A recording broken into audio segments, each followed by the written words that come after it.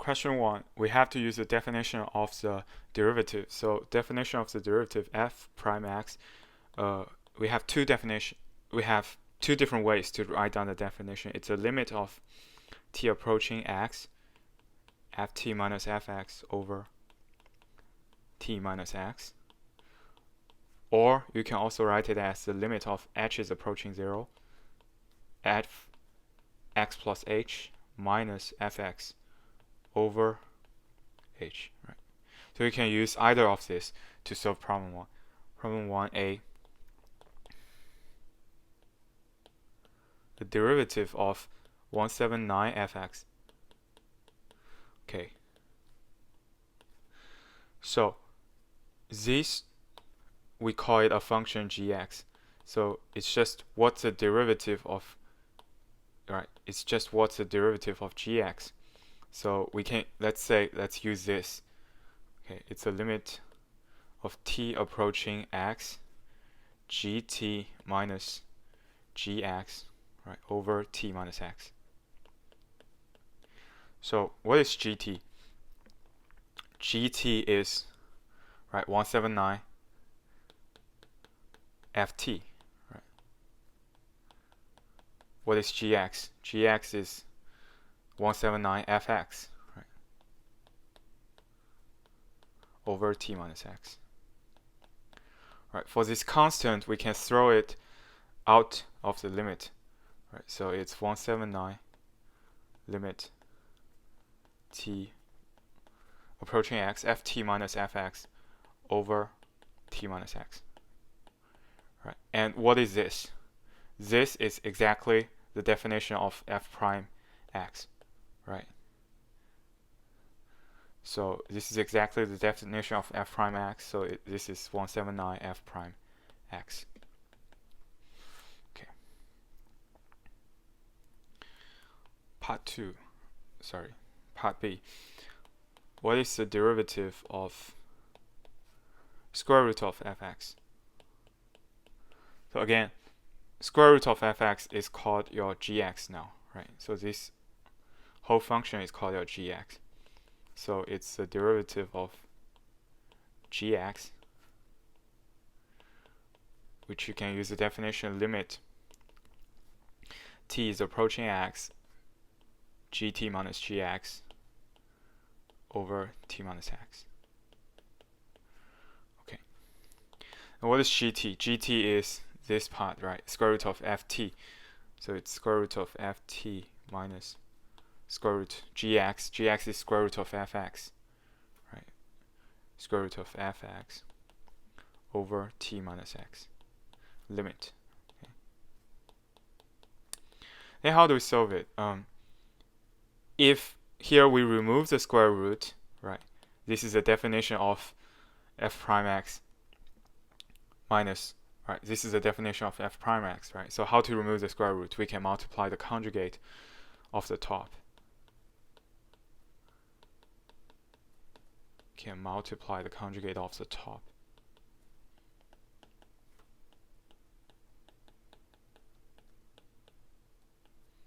So here it's plus, right, over the bottom minus the conjugate of the top.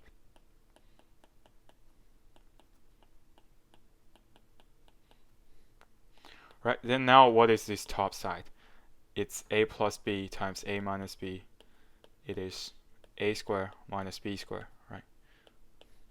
So it's limit, right? Z square, it's ft, right? Minus z square, it's fx, right? Over t minus x, right? Times, okay, let me put it here, square root of ft plus square root of fx. Okay. Then this part, this is exactly the definition of f prime x, right? And this part, we can do the substitution, right? Why? Because when you substitute t equals x, here it changes to fx, right? So So for this part, right, for this part, it is just the limit, this whole part. Okay, to make it clear, we can separate this limit. Okay, remember when you separate the limit into two parts, both limits must exist, right? So that you can separate. Otherwise, you can't separate. Right? So separate, it means the limit of the product equals the product of limit. Okay, now in this way, it's quite clear. This is f prime x, right? This is f prime x. And this part, you just have to do the substitution, right? T equals x. You use t equals x here. Right? You do the substitution. So this part is 1 over 2 square root of fx. Okay. So this is the result. And you can check the result, right? Because usually when you solve this derivative, you just straightly use the chain rule. Right? You try the chain rule. For the chain rule, okay, first it's square root of something, right? The derivative is half something, right, to the power of, right, half something to the power of negative half, right? So it's half this to the power of negative half, which is also half, right, 1 over square root of this. So it's half 1 over square root of this, right? Okay, then you ignore this, square root sign, right? Then it's just what is fx derivative. Fx derivative is just f prime x. So it's just this times f prime x. So if you use the chain rule, right, you should get the same result, right? You expect to get the same result because this is a definition, this is a chain rule, they should give you the same result. Actually, chain rule is derived from the definition, okay? So we first have definition, then we have chain rule, okay? So part C. Part C is quite similar. So part C, let me try. It asks you to prove d over dx 1 over fx. Right. So again, this 1 over fx, right, we call it gx. So it's just d over dx gx. So now let's try the other definition. It's limit h is approaching 0, g x plus h minus gx over h.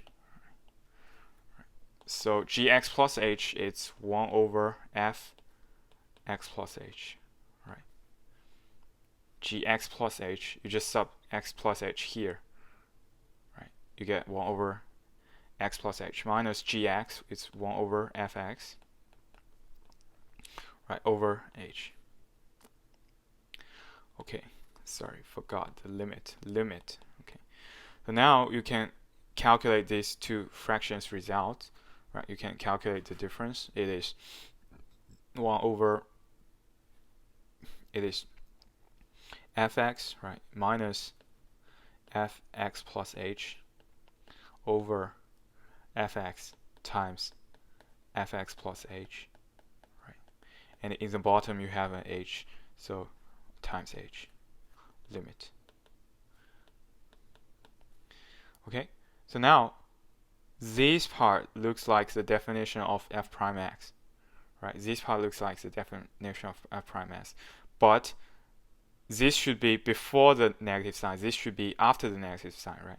So here you want to exchange the position, so what you need to do, you have to put a negative sign in front, right? So it's negative limit fx plus h minus fx over h, right, times, right? So here I can separate the limit. Limit h is approaching 0, 1 over fx times fx plus h. Okay, so this part, it's the definition of f prime x, right? So it's just negative f prime x times this part, you just have to sub h equals 0 here, right? So this is when this is 0, this part is just fx, right? So So it's 1 over 2 fx times fx, right? So it's fx square. Okay. So overall, it's negative f prime x over fx square. Okay. Again, you can use the chain rule. You should get the same result. 1 over fx. What's the derivative? When you use the chain rule, right? First, it's 1 over something. The derivative is the derivative is negative 1 over this thing square, right? So it's negative 1 over fx square. Okay, then you ignore this part, so it's just the bottom part. What is fx derivative?